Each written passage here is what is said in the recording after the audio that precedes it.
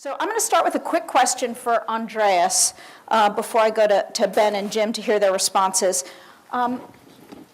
When I saw Andreas about a month ago at another event, he said that his team, before they got the PISA results in from this last PISA, his team sat around and said, based on what we know about the initiatives that are happening in different countries around the world, what's our prediction about whose scores are going to go up and why? And they were right. So then they got the results, they looked at them against their predictions, and they had guessed properly. So my first question for Andreas is, based on what you know, and you shared a bunch of the different characteristics with us of initiatives that seem to result in improved outcomes, based on what you know about that and what you know about the work that Delaware's been engaged in their Vision 2015 activities over the last 10 years, what would your predictions be for Delaware in the future? Why? And how long do you think it takes to start seeing the fruit? Yeah, the framework we used for that prediction was essentially the one I showed here, the things that we can capture and measure, and we know that they account for about 85% of the performance variation of schools in the industrialized world. And I think, if you think about Delaware, a lot of things are happening. And if you think about early childhood education, of course, you're not going to see that improvement mirrored in the results of 15-year-olds for many years. Now, that is something you need to take into account. Other things, raising the bar, implementing the Common Core, is actually, one of the big predictors in the short term, the quick wins, where you can actually leverage a lot of improvement. Investing in professionalization. Anything that you can invest in changing behavior in the classroom is another of those kind of big drivers of success, and that's what many of the education systems have done. The last part, I think Delaware's effort to align resources with the challenges, to actually think about investment in equity is also one of those things that you will see pretty quickly results, because that's where school systems struggle with. So it's a matter of the messaging. If you actually achieve that alignment, you give teachers and principals the sense that actually, raising the performance of disadvantaged children is actually something that raises prestige, that is a matter of status. And I think there are a lot of promises in the current reforms to leverage future improvement. And so if this is the first year that for example, the new standards are being implemented in Delaware, how long does it take before you start seeing upticks for 15-year-olds? Yeah, the trouble is that the standards just set the bar. They don't change practice. It's a matter of, how quickly you can actually develop the curricula, the instructional system, the teaching practices around those standards. But if teachers buy in the notion of why those standards are important and how they matter, this happens quite quickly. It's not just top-down, from the government. There's a lot of teachers who are going to take those messages on. I actually think, you should be aiming at PISA 2015, at PISA 2018 to see really measurable outcomes of that. I think you have a good chance of seeing results in the pretty short term. So Ben, let me turn to you, just segueing off what Andreas just said. One of the things that I think you've spent a lot of time doing is connecting research very deeply to practice. We tend to see in this country a lot of academics who are doing general research and then practitioners who are working on the ground in isolation, and we don't really connect the two as deeply as I think we probably need to really learn quickly. I think that's one of the sort of hallmarks of the work that you've been doing, is that you research what's really happening in classrooms in order to figure out what works and why. So can you tell us a little bit about the instructional improvements that Andreas talked about, like how you translate standards into actual shifts in practice on the ground in classrooms, and what you know from your research about how to do that at scale? I think one of the issues there is that a lot of the discussions in education talk about in a dichotomous manner. We're either one or we're zero. So a lot of the discussion about, say, teacher development, teacher appraisal is discussed in terms of a standard. Are you at this standard? Are you at that standard? Or that classic debate of let's get rid of the underperforming teachers. So that's, again, all of those are 1-0s. You're either at the standard or you're not, or you have an evaluation and we'll get rid of you or you won't. And that creates a real misperception about what improvement and progress is. And it creates a perception that attainment or improvement is static, rather than continual and gradual all over time. And so when you talk about standards, and be they standards for teaching, be they curricular standards, be they things like the Common Core, what that does really in high-performing systems is put everyone on a common path towards a common goal, which says we want to get to this state in 10 years' time, say, we want teaching and learning in our schools to look like this.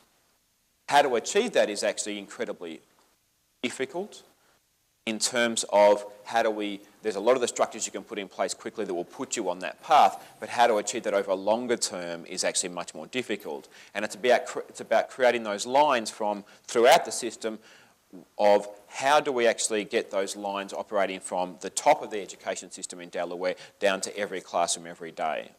And that means you're changing people's practices, what they do every day of the year in classrooms. And what that means is you need a set of practices that continually reinforce each other. A lot of people, again, talk about, well, we need to build capacity or we need the accountability going forward. And actually, a lot of those levers are the same levers. So one of the biggest ways you can do is, as Andreas showed in that presentation, we saw the collaboration taking place in Singapore where teachers are working together, observing a classroom and saying, how can we get better? So teachers working collaboratively and saying, okay, where is each student at in their learning? Let's look at our practice and evaluate our practice and its impact on that kid's learning. What do we change? How do we change it? Okay, let's try this. Therefore, we evaluate what the impact of that change practice is. And what the OECD terms that is active collaboration, and that has a huge impact on students' learning. But that requires a shift, and often it's in the social organisation of schools, of how people operate on a daily basis. And getting that change in how people collaborate and work together, or the investment in teachers, actually requires a shift to think about, okay, what sort of development programs do we have in place? And those aspects are key. They are often talked about as though they are, for lack of a better word, a bit fluffy. But those things where you have mentoring systems, where you have active collaboration, where you have teachers working together, team teaching, are all vehicles to get teachers working together in a way that is collaborative in analysing students' learning. Collaboration is not the end goal. Most collaboration that exists between teachers is a waste of time. But getting collaboration that is focused on improving students' learning, and it's getting those mechanisms in place within a broader framework, and I'm sure other people will talk about this, that actually aligns everyone to say we're going to progress along this curriculum, which is much higher, much more advanced than what we had in the past. So Jim, do you want to sort of pick up from the tip that Ben just handed your way and talk about how you think about building accountability frameworks and structures that actually drive continuous improvement in the system as opposed to just being about rewards or sanctions? Yes, it's interesting that we always will talk about the support systems, and then eventually we have to get into the other area about accountability. And within my frame of reference, we have found that when we, as Andreas was saying earlier, that when we implemented year-end assessments, that levered a great deal of change. And what we then started to do was, well, we need to align our accountability. We need to remember that students are being held accountable for their learning. Teachers are being held accountable for their teaching and therefore the students' learning. We need to make sure that the entire system is being held accountable based on all of those things that are happening in the classroom. And so therefore schools, school districts, and even the state or the provincial government, in our particular case, everyone has to have their accountability aligned. And the way we accomplished that was to identify what are the cognitive measures that we are able to assess through the normal routine of standardized assessments? What are the non-cognitive measures that we're able to assess in the immediate term through surveying, in the longer term through sample assessment? And then how can we make sure that there is a broad range of indicators that we want to use, so that we're not just focusing in on a narrow part, so that people are saying, well, I'm going to leave this out because this is not being covered. I'm going to make sure that I devote all my time and attention to here, which some people refer to as narrowing the curriculum.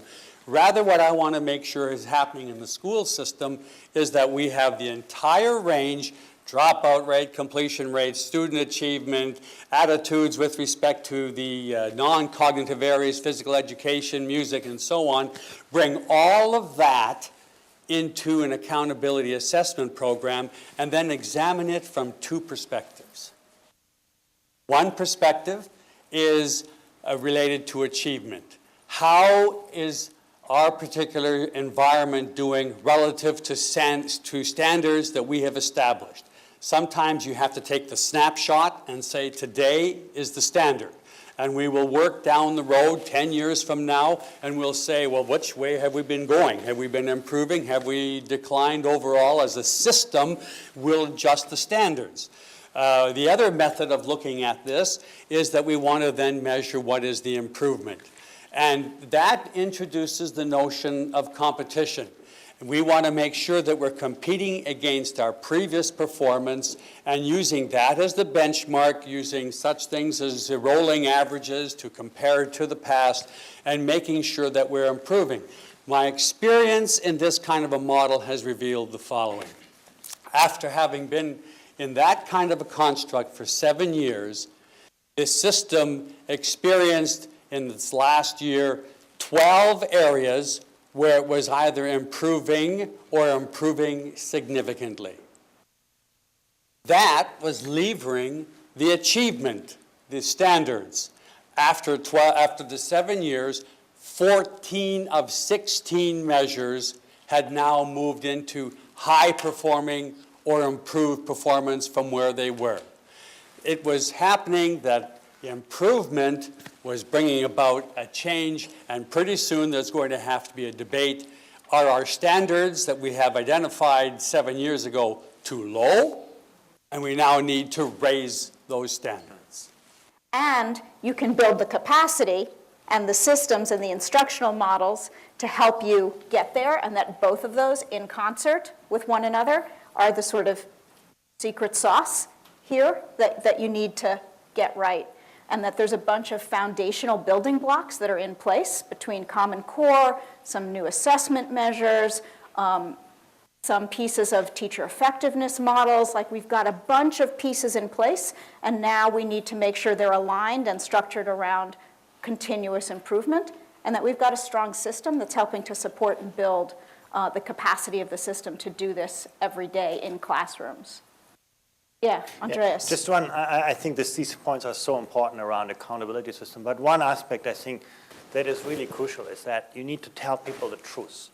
One of the things, when you look at the PISA data, for example, that strikes you really is that many 15-year-olds think they are doing fine in mathematics, even if their PISA results are so or not good, really. And why is this? And then you look at standards, and you can actually see that many students actually get great marks. We collect the data too, even if the results are not good. And that the standards that are being set are set so low that the messaging, everything is fine. And I think really having an accountability system that, and I think the Common Core standard is a golden opportunity for Delaware and every state, really, to get that metric right, to ensure that students get a really good understanding of how well they do in a world that really demands high levels of skills. So he just made a comment about transparency and how important it is that we're transparent. What we found is that our transparency then also required simplicity, because the huge amount of information that is barraging the people who are not intimately familiar with a school system, it just sort of washes by them because it's a mountain of data and so on. And so what we found working was that students get report cards. Parents can eyeball those report cards quite quickly, depending on what kind of symbolisms you use within the report cards, letter grades, percentages, and so on.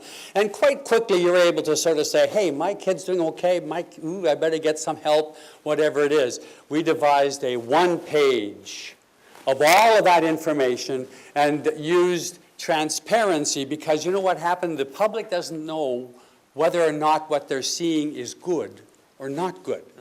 They need to have some help. They need to have an external type of evaluation that then occurs, and they can say, my system, my school is healthy, or it's not healthy. And what we simply did was devised a color coding which had the blue, green, yellow, orange, and red. And immediately, on all those measures, a parent or anyone for that matter, immediately I could tell in 5 seconds the health of the school, the health of the district, and unfortunately, the health of the government. So I'm going to start asking questions. If any of you have got questions, do keep passing them in. The first one is asking about a question that I think we have a lot in the U.S. Around what our results mean relative to other countries in the world. So the first one is about what the data show relative to income diversity within a school, and what this means for the pros and cons of segregating students by income. And let me just sort of add one more question to it that's related, which is, does large class size work as well with a diverse population as with a homogeneous population? Let me get Andreas first, and then we'll let others pile on. I think the first part is sort of a difficult challenge. You know, we can see that social context makes a difference. But what is so interesting to see when you look at this around countries, and you remember the chart I showed you on this, that actually the most disadvantaged children in one country can outperform the most privileged children in another country, which actually tells us there's a lot school systems can do to leverage the talent of disadvantage, by attracting great teachers into those classrooms, by getting great principals into those schools. There's a lot we can do. I mean, mathematics, you look at these high-performing countries, you can see how every child does well in mathematics. It's not a matter of talent, not a matter of social background, but you can actually produce success on a predictable basis. What it means, however, is that you don't take teaching as an art, but you take it as a science in a sense that, there are established practices that actually get you to achieve success. And that brings me to the second part, Of course, it is about, attracting resources where they can make most of the difference. And this is where the U.S. has a sort of difficult funding structure, where spending is largely regressive. You spend $25,000 on some kids, and I can't imagine how you meaningfully can spend that money on a student. There's no other country with that unit cost. And on other classrooms where you have $3,500, and that's Mexico. That's really the poorest country in the OECD country. And I think aligning those resources better. But in one way, Delaware is well positioned. Delaware has most of the resources at the state level. It can actually use those resources much more equitably than most states can and does. So in a sense, I think you have the instruments, in fact, to, the trick is not to think in terms of quantity. It's easy to get more teachers into disadvantaged schools. It's a lot harder to get really the best teachers into those schools, and that's what's driving change in practice. And that's what you can learn from East Asian countries. Question on diversity in classrooms. In fact, we have actually no indication that the United States is more diverse than many other industrialized nations. It's maybe true on some dimensions, immigration, but even there, you have small European countries that are as diverse as Delaware.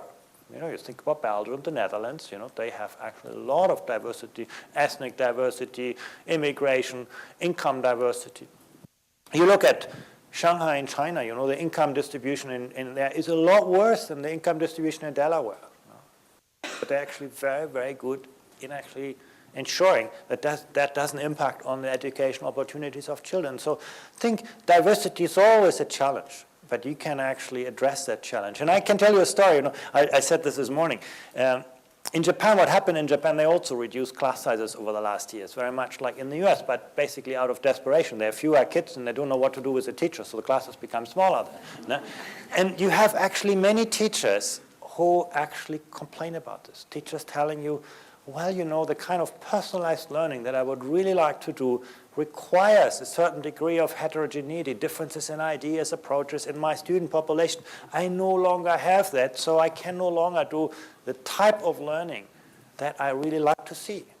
So I don't think diversity is always a challenge, because it means that you have to have teachers that embrace diversity with differentiated pedagogical practice. But it's not insolvable. Ben? Sorry, hang on one sec. Ben and then Jim. Just to very quickly illustrate, the class size thing, it's a trade-off. It's all about how you spend money, so it's a trade-off between one or the other. And just a very, very quick little comparison. Australia's also gone down the small class size route. We spent lots of money there. So if you're a young teacher in Australia, everyone around the world has said we're going to have mentoring programs for young teachers that will help them stay in school, get better, etc., etc. If you're a young teacher in Australia and you're in a school with a mentoring program, most schools have mentoring programs, basically it's a ticker box exercise.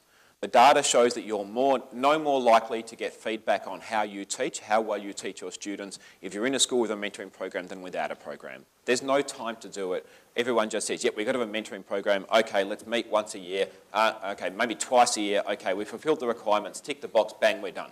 Okay? Complete waste of time. Compare that. This is a young teacher who we've actually caught up with various visits over to Shanghai over the past few years. Okay, so she's entered it's a good school. She goes to Gersey High School in the middle of Shanghai. High-performing school. Now, Shanghai is not one of, no matter what people say, don't believe that, you know, only the top of the top go into teaching or whatever. No, she was a good student, good university student, went into teaching. Okay?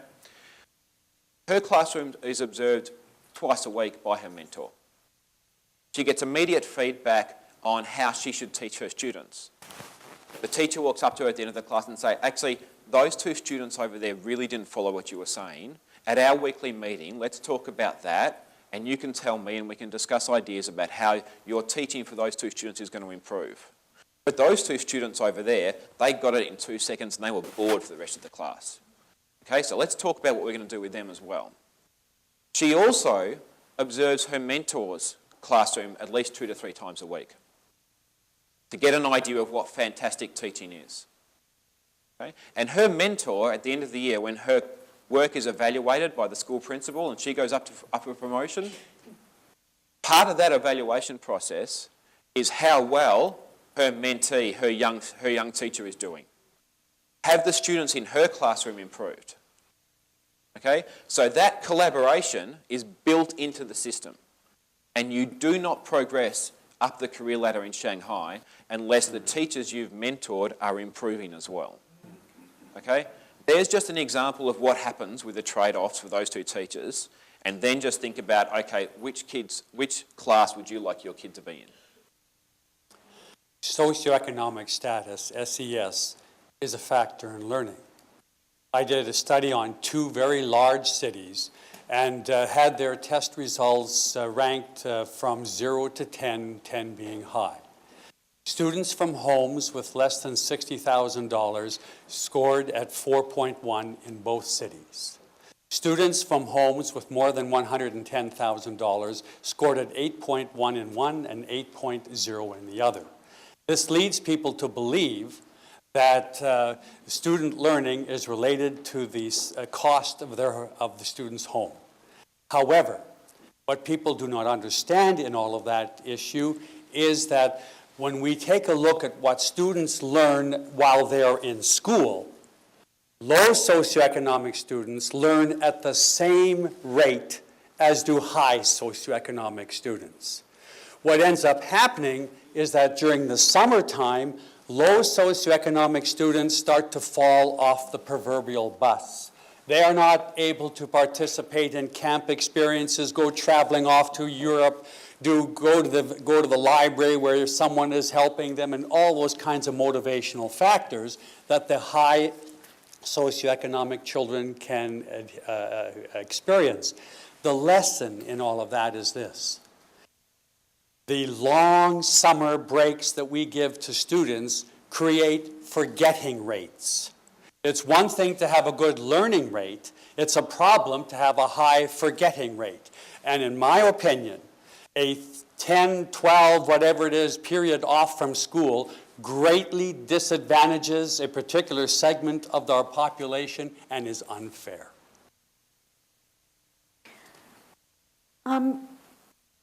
So there's a really quick question that we could do following on from what you were just talking about, which is, are there other structural variables like school day length, school year length, that play a role in this? You just partly answered the question. Andreas, I'm wondering if this is something that you've studied in the data and have anything that you It's actually want to very, add. very interesting. When you look at the volume of learning time within a country, you can actually see, you add 1 hour of science learning, you get actually quite a bit of science learning out. When you do that regression across countries, you see nothing. And it tells you something. It tells you that the learning outcomes are the product of the quantity and quality of the experience. If you hold the quality constant, increasing the quantity actually gets you better outcomes. So actually lengthening the school year, lengthening the school day is actually a good thing.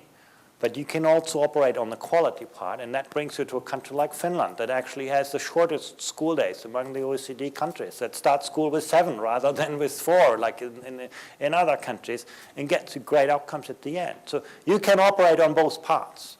The easy thing is to just increase volume, that gets you more, but is costly. The harder thing is to raise quality, can get you the same impact. Korea is sort of the other extreme, where you have sort of huge volume at a relatively low quality, gets you also quite good outcomes, but the price for students is very high on that. So the same person also wanted to know whether you can get a copy of the PowerPoint. Sure. The answer is yes. Okay, one other question. Somebody else asked some questions about the test population and whether there's adverse selection or positive selection, and the answer is? Random selection. Right. But the person also asked another question, which is, they've seen similar data on U.S. innovation, management systems, and creativity where the U.S. is very strong. How do you ensure that this doesn't get squeezed out by any of these education shifts? I think you need to be really, really careful on that. We have data on problem-solving skills, creative problem-solving skills, where the U.S. is doing better than in math, but it's still not doing as well as the highest-performing education systems in Asia. You know, you shouldn't think that the absence of mathematics skills implies the presence of all these wonderful social skills and creative. No, I'm really serious about it. Right, yeah. I think that is very, very important. There is no trade-off. The reason why the U.S. is strong on innovation is actually not the skill base, but it's because the U.S. economy is very, very good. You saw that in the very first chart that I showed you, of getting people to the place where they use their skills most productively. I have 2 extremes on the data set, Japan and the United States. Japan has the best talent pool, highest skilled population, but is poorest in extracting value from this because, you know, the labor market is very segmented, hierarchical, women don't have access to many jobs, and so on. The U.S. has a very patchy talent pool, but is very, very good in converting better skills into better jobs and better lives. That's where the innovation comes from. You can see that. You go Silicon Valley, and who was working there? A lot of Chinese, you know. I mean, don't think these are all people who are produced. I think it's the environment that leveraged the talent. This is the great strength, but imagine how much more productive the United States could be if it actually addresses the supply chain issue in that. No? But if you ask yourself, you know, the Japanese or the Chinese problem is a lot easier to fix than the American one. No? If they actually figure out how to create the kind of flexible labor market, work organization, they would see huge productivity gains because they have an endless talent pool. In the United States, you know, if you don't really address the issues of schooling and education, you're going to face a very, very hard time in a global economy. The other thing that I would just urge people to do, if you haven't, is take a look at the actual assessment items that are starting to come out now. The PISA items are not testing raw knowledge of facts. The PISA items are giving you problems and scenarios that you need to apply facts within and solve problems. The new problem-solving assessment is even more like that. And the new tests that are coming out from Smarter Balanced which I think are the new Delaware assessments, similarly expect students to apply and do things with their knowledge. So we're not talking about the old-fashioned bubble tests anymore on many of these things, which I think will also help make sure that the curriculum isn't just narrowed down to the point where we're teaching the facts that you could look up on Google. Which brings us, though, to a good question that someone asked. How do we get teachers to buy into why standards are important and how to implement them? In other words, how do we make sure that this isn't just the next shiny thing, which we're very good at doing in education. We're very good at fads in education, and we're very bad at actually deep implementation and scale and replication of things that matter. How do we make sure that we get the right level of understanding, support, and expertise at the teacher level so that this doesn't fall prey to the fad effect in the U.S.? I will look. Obviously, teachers have to have the kind of support, professional development to understand the standards. However, there is something that also will provide them with impetus, and that is through the assessment program that then is accompanying that. So therefore, as people understand what it is that's being measured, they will ensure that they're also looking after the teaching of that to make certain that their students are going to be successful. But what I have found is this, that when teachers go the next step and get involved in the actual marking of the assessments, they come back and tell me repeatedly, this was the most outstanding professional development experience I have ever had, bar none, because I have now learned that maybe my standards in the assessment weren't quite the same as everybody else's in the room. I was too easy, I was too hard. Now all of a sudden I have an understanding as to what are the standards across the entire region that we're focusing on, in this case, the nation.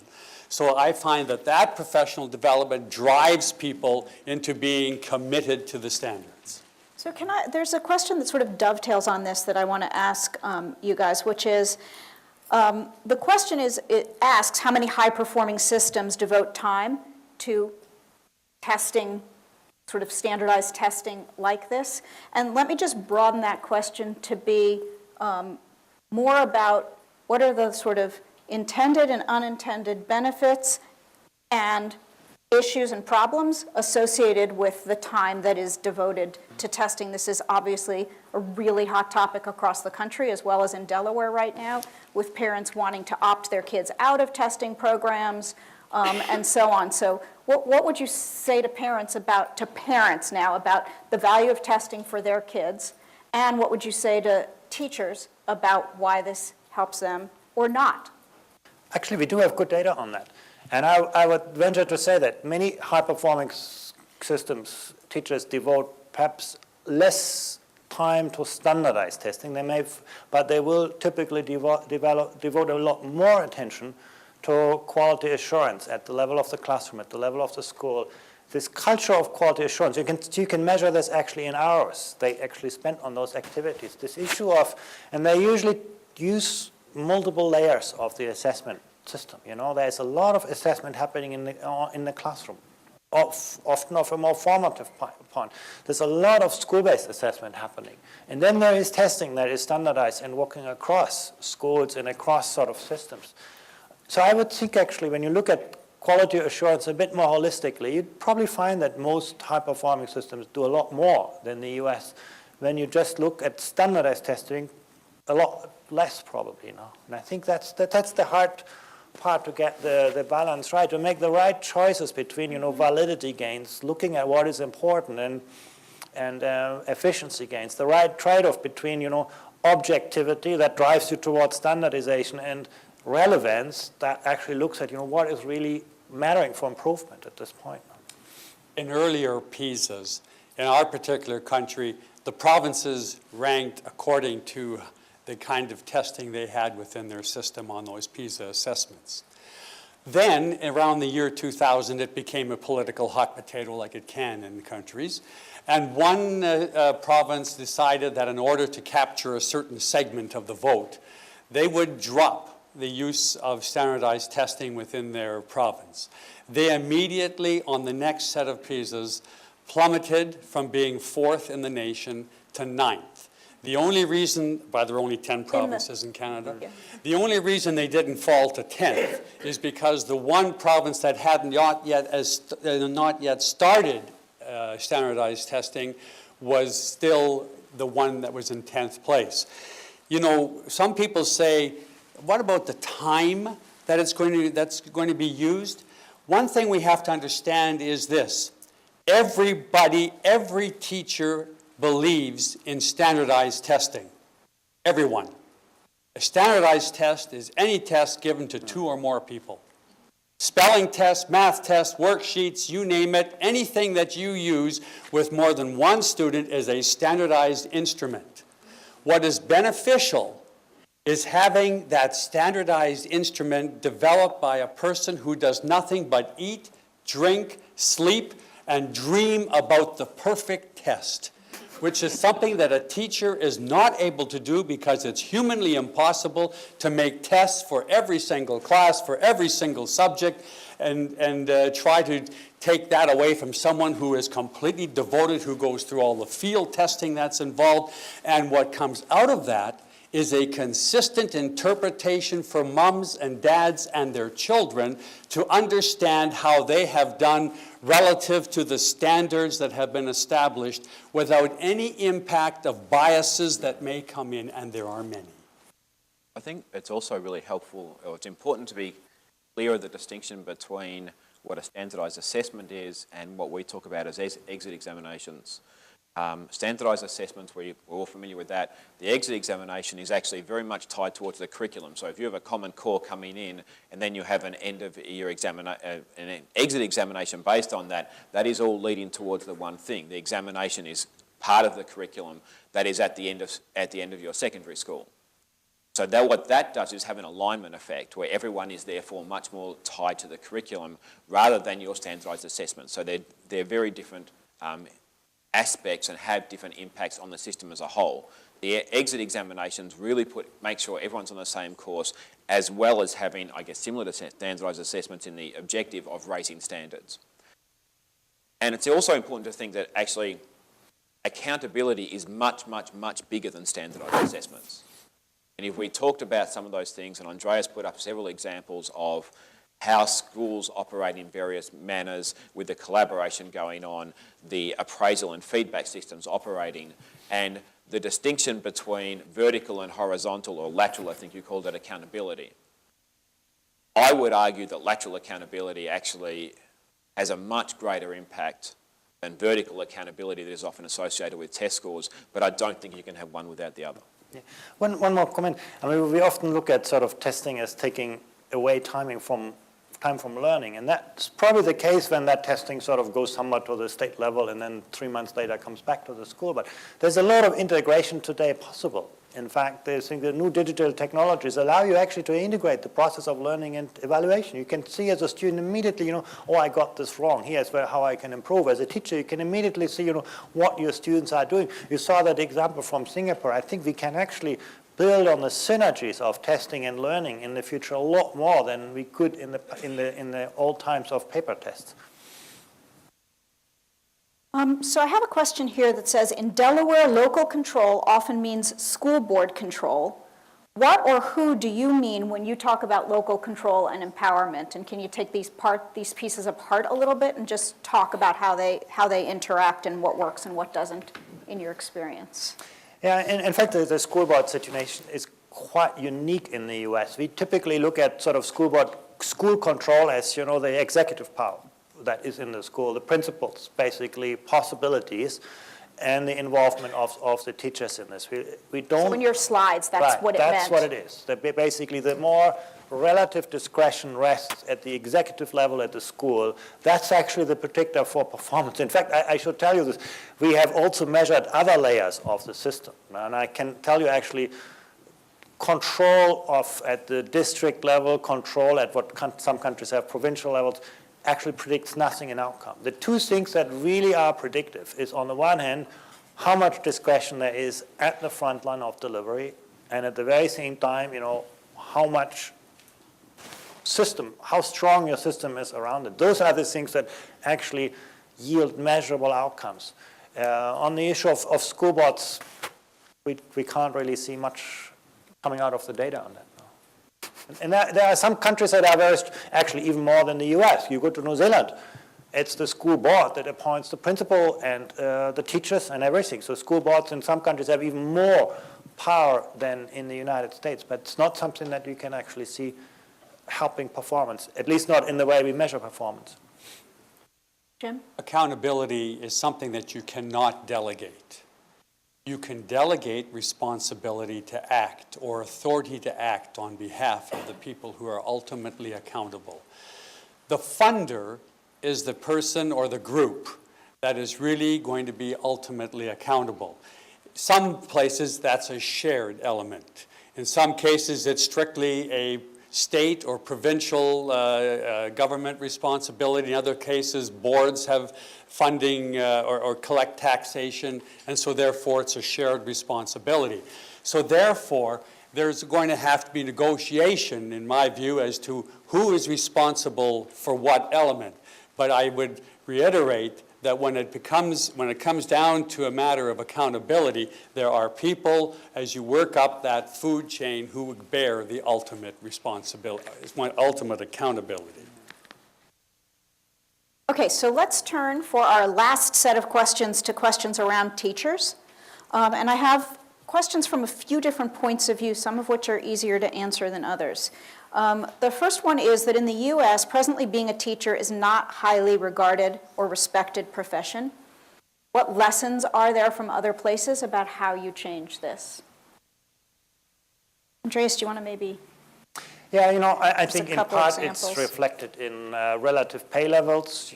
Teacher pay in the United States compared with that of professionals isn't particularly good. I think that's true for Delaware as well.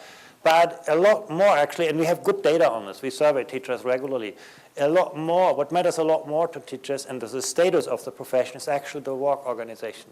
If you have a highly sort of industrial work organization of teachers, you get that kind of mentality that everybody thinks, oh, I could do that job as well. They're just reading out a textbook. If you have a truly professional work organization where there's a lot of peer collaboration, a lot of transparency in the system, a lot of career flexibility, you actually raise the status of the profession very significantly. And you get to a point, Finland leads the world on that. They get, despite actually also they're not very, very good on pay, but they get 9 applicants for every post. It's the occupation with the second highest prestige in the country. And it's not, some people say, well, teachers don't have a high status. You have to think about what is cause and effect. And the status of the teaching profession in our analysis is very much an outcome of the way in which you structure this. It's, by the way, same for some people say, well, or unions actually hold the profession back. They sort of, That was my next question. Yeah, and there I would also say, in one way, you can say that every education system gets the union it deserves, in the way that actually the nature of the union and the nature of the relationship between government and unions often reflects the work organization of an education system. If you have a professional work organization, you get a union that actually fights for professional interests. If you have an industrial work organization, all they look at is the dimensions around which the system is organized: time, wages, class sizes, and so on. I think it's really about driving that work organization that shapes the status of the profession and ultimately has an impact on whom you get to apply for this job. How do you get respect? You earn it.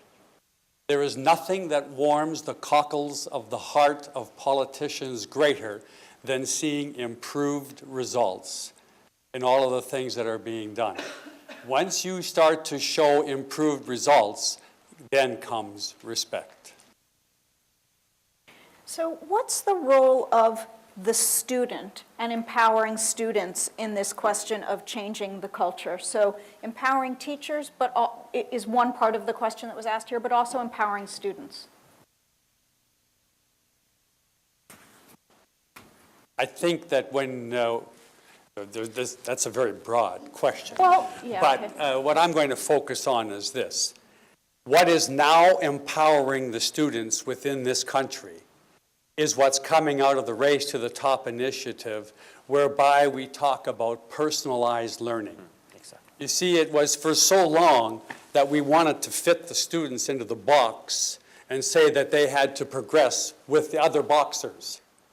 Now what we see happening through the personalized learning is that the school system has to make the adjustments to take the student where that student is at and then move them through. And the power is magnified because through the use of technology, we're able to provide parents with portals that they can access on an ongoing basis that by what do you call it, code word, password protected, so that they're able to monitor on a regular basis the performance of their students.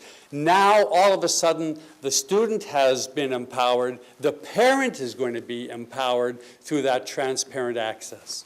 I think I very much agree with this. It's really this move towards personalized learning, which we actually see evolve in many countries, not just in Delaware. What makes it hard to get there is actually that it fundamentally changes the nature of the relationship between teachers and students. Yes. And it's very, very hard for sort of teachers to sort of see that they no longer hold the monopoly on knowledge. They no longer hold the monopoly on instruction, because it's really the learner and the learning that is in the foreground. And that, again, requires huge investment in the profession to make that happen, to move to this kind of enabling environment. And it's actually, personalization, easy to say, really, really hard to get it right. I think on that there's much greater use now of student surveys, student feedback in school improvement, teacher development, and whether or not you call it teacher appraisal, teacher development, school improvement, school development, feedback from various interest groups. Those student surveys are being used more and more, and they're incredibly valuable feedback to school leaders, to teachers, as well as how to improve. We're actually seeing some schools in Australia where students are part of the recruitment process for new teachers. Yeah, and I think we're seeing a number of these things in the U.S. as well. The interesting thing, of course, is, you know, you heard about teachers getting observed twice a week by their mentors, which is rare, to say the least, in this country. We're talking about, can you get observed twice a year? And so twice a week is what happens in some of the high-performing places, especially with novice teachers. But kids are observing teachers every day. It turns out that if you ask kids the right questions, not do you like the teacher, do they tell funny jokes, but if you ask the students the right questions, they have really high reliability rates because they've got 180 instances of seeing that teacher. And they give you really, really good feedback. And there's a lot of teachers who have moved to either end of the class feedback, like even just like, how'd it go today? Did you understand? Did you not understand? Are you following me or not? That use of student immediate feedback is very valuable to teachers. Just to give you an example for this, in fact, we do that in the PISA survey. And we ask students, 15-year-olds, even questions about, you know, pedagogical practice. And we can actually, one of the things that these data show about the United States, I can't sort of project it for Delaware, but when you look at mathematics teaching, students, 15-year-olds in the United States would tell you, well, we do a lot of mathematical problems, but actually the level of focus on conceptual understanding is quite limited. And we ask this by showing them specific task types. And that's exactly what you see in the PISA outcomes, that students are really good in getting the first layer of the problem right, but they actually often do not get to the level of depth that you need to actually then use and apply that knowledge in a new situation. So students actually have very good observance of instructional practice. If you ask them the right question, you get actually almost to an observation situation. Let me just maybe close with one story, because I think this question of personalization is a really important one going forward, but I think we also have a misconception in our heads often that personalization is a kid sitting in front of a computer or 30 kids sitting in front of 30 computers doing their own thing at their own pace in their own way. And let me just give you a story from Alberta, Canada, where Jim is from a classroom that I visited in January. They have a new set of initiatives that they're doing across the province that are based on student-centered reforms and driving student-centered classrooms. And so it's like, what does that mean? What does that look like? So we walked into this school, and the kindergarten teacher who said, I love being at the front of the classroom. Like, that's why I got into teaching, because it's fun. Like, I'm the star of my own show in this room every single day. And so she said, one of the units that we have to do in kindergarten is community. So I got all my community materials, I Xeroxed them, I handed them out, and one of the little kids in my classroom, and this is a classroom with Aboriginal and migrant children largely, so this is not sort of a high SES classroom we're talking about. One of the kids in the classroom said, instead, can we just like walk around the community? Don't you have an iPhone? Let's take pictures of our community. And the teacher thought, well, if I'm supposed to be student-centered and what the child is proposing actually like meets the instructional objectives that I'm supposed to be covering, I guess the answer is supposed to be yes, so get your coats on, kids. So she actually like gave up control without exactly knowing how it was going to go, but knowing very deeply what objectives she had to cover. And she had to cover objectives around different roles in the community, police, fire, sanitation, et cetera. So she knew where she needed to walk the kids. They had iPhones that they used. They took pictures. They came back. They drew maps. The classroom was filled with artifacts from this unit of instruction, which was about a 2-week-long unit. The kids had totally designed it themselves. They were completely engaged and thrilled with it because they owned it. They had covered all of the objectives, and they had done it in a completely different way than the teacher had prepared. And by giving up control, which she said was really hard to do, but now she gets it, she understands much more deeply what it means to really do student-centered instruction. So it's a big shift in practice, but I do think that it's going to be a direction that's really important for us to think about how we get there and how we let kids really engage as part of their instructional process and own their learning. So on that note, let me just thank everybody for coming and close, and thank you all for being here.